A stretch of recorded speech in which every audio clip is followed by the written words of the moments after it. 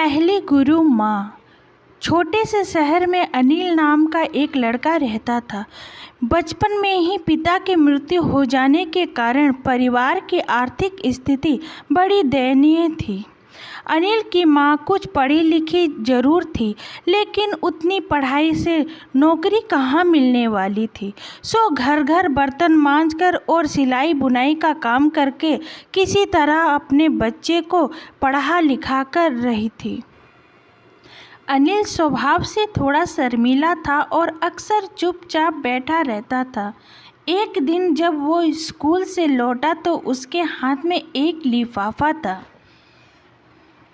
उसने माँ को लिफाफा पकड़ाते हुए कहा, माँ, मास्टर साहब ने तुम्हारे लिए ये चिट्ठी भेजी है, ज़रा देखो तो इसमें क्या लिखा है। माँ ने मन ही मन चिट्ठी पढ़ी और मुस्कुराकर बोली, बेटा, इसमें लिखा है कि आपका बेटा काफ़ी होशियार है। इस स्कूल के काफ़ी बच्चों की तुलना में इसका दिमाग बहुत तेज है और हमारे पास इसे पढ़ाने लायक शिक्षक नहीं हैं। इसलिए कल से आप इसे किसी और स्कूल में भेजें। यह बात सुनकर अनिल को स्कूल न जाने का दुख तो हुआ, पर साथ ही उसका मन आत्मविश्वास से भर गया कि वो कुछ खास है और उसकी बुद्धि तीव्र है।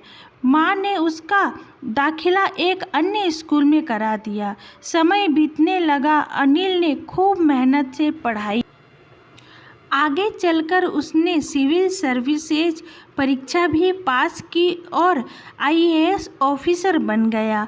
अनिल की माँ अब बूढ़ी हो चुकी थी और कई दिनों से बीमार भी चल रही थी और एक दिन अचानक उसकी मृत्यु हो गई। अनिल के लिए ये बहुत बड़ा आघात था। वो बिलख बिलख कर रो पड़ा।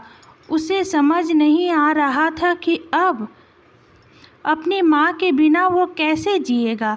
रोते रोते ही उसने माँ की पुरानी अलमारी खोली और हाथ में उनकी माला, चश्मा और अन्य वस्तुएं लेकर चूमने लगा।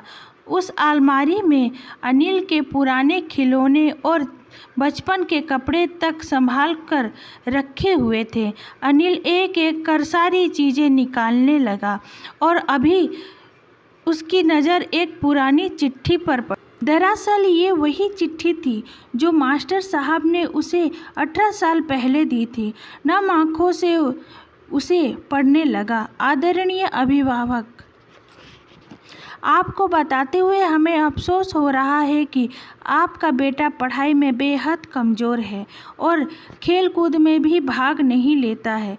जान पड़ता है कि उम्र में हिसाब से अनिल की बुद्धि विकसित नहीं हो पाई है, अतः हम इसे अपने विद्यालय में पढ़ाने में असमर्थ हैं। आपसे निवेदन है कि अनिल का दाखिला किसी मंदबुद्धि विद्यालय में कराएं अथवा खुद घर पर रहकर उसे पढ़ाएं। अनिल जानता था कि भले अब उसकी माँ इस दुनिया में नहीं रही, पर वो जहाँ भी रहे उनकी ममता, उसका आशीर्वाद सदा उस पर बना रहेगा। माँ से बढ़कर त्याग और तपस्या की मूरत भला और कौन हो सकता है। हम पढ़ लिख ले, बड़े होकर कुछ बन जाएं, इसके लिए वो चुपचाप न जाने कितनी कुर्बानियाँ देती है।